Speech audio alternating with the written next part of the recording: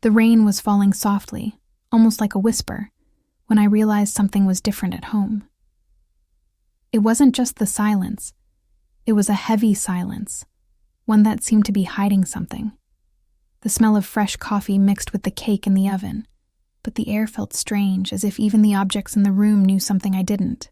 I was alone in the kitchen, stirring my cup, when I heard my husband speaking quietly in the backyard. His tone was tense, almost urgent, and my heart tightened. He rarely stepped away to take a call, especially not in the cold that evening. I tried to convince myself it was nothing, but when I saw his reflection through the window, pacing back and forth, phone glued to his ear, brow furrowed, a shiver ran down my spine. The call was short, but it was long enough to leave me with a nagging unease for the rest of the day. He came inside, feigning normalcy, kissed my forehead and said, "It was your brother. Had to sort something out." I gave a faint smile, but something inside me doubted him. They rarely spoke, and when they did, it wasn't with such urgency. Over the next few days, little things started to catch my attention. My brother started showing up more often, always with a different excuse. A borrowed tool, an old document, even a childhood memory he claimed to have found. It was odd, but I tried not to feed my suspicions. After all, they were the two most important people in my life. Until one night, around 9, I heard the back door open slowly. The house was quiet, and I was sure my husband was asleep. I went to the living room, and through a crack in the curtains, I saw my brother sneaking in, his face obscured by the dim light. My heart raced. I stood frozen, trying to make sense of it. I heard hushed voices from the kitchen, his and my husband's, and no matter how hard I strained, I couldn't make out the words. I only recognized the tone, a mix of guilt and secrecy. I remained there, motionless, a lump forming in my throat. I didn't want to cause a scene, not then. I just went back to bed, pretended to sleep, and let my heart ache with questions I was too afraid to ask.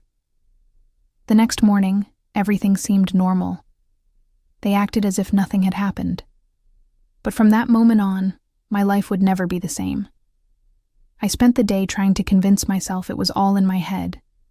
But a woman's heart, once suspicious, doesn't rest easily. I watched every gesture, every look exchanged between them, and everything seemed laden with mystery.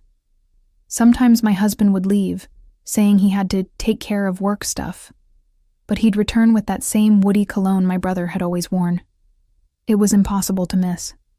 As much as I wanted to close my eyes to it, a part of me already knew something was terribly wrong. They say love is blind. But the instinct of a woman who has lived as much as I have is never wrong. One afternoon, while tidying a drawer, I found a letter. The envelope was crumpled, as if someone had tried to hide it in a hurry. My husband's name was written in my brother's handwriting, a script I'd recognize anywhere. My hands trembled as I opened it. What I read left me breathless. It wasn't a recent letter, and it wasn't about love, at least not the kind I had imagined. It was a confession. Short, direct words about a secret they had kept for many years. I stood there, the paper between my fingers, reading and rereading, trying to grasp the meaning. Something about a past event, a mistake made, and a pact of silence between them. When my husband got home, I looked at him as if seeing a stranger in my own house.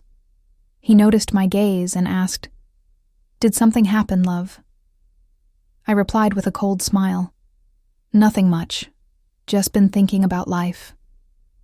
He came closer, hugged me, and for a moment, I wanted to tell him everything I'd discovered. But something stopped me.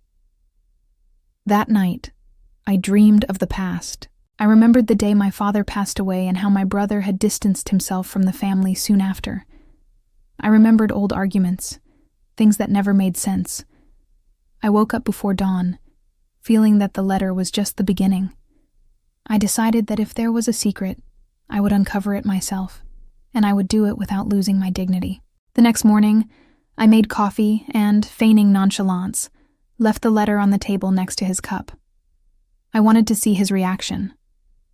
When he read it, his face went pale, and his hands began to shake. "Where did you find this?" he asked, his voice desperate. I simply replied, "It doesn't matter where. I want to know what else you're hiding from me." He lowered his head, and for the first time in years, I saw tears fall from the face of the man who always tried to be strong.